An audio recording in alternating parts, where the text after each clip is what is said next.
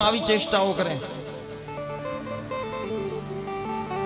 કાગડાનું રૂપ લઈ એ ચિત્રકૂટની અંદર જ્યાં માં જાનકી અને ભગવાન રામ વિરાજિત છે ત્યાં આવી માં જાનકીના ચરણ ઉપર ચાંચનો પ્રહાર કર્યો, રુધિરની ધારા વહી અને ઉડ્યો. ભગવાનને ક્રોધ વ્યાપ્યો. ભગવાને પોતાનું ધનુષ હાથમાં લઈ ભૂમિ ઉપર ઉગેલું એ તણખલું તોડી એને તીર બનાવી અને ધનુષ ઉપર ચડાવીને જયંતની પાછળ છોડ્યું. ત્રિભુવનની અંદર એ બહુ ફર્યો, શરણ માંગી.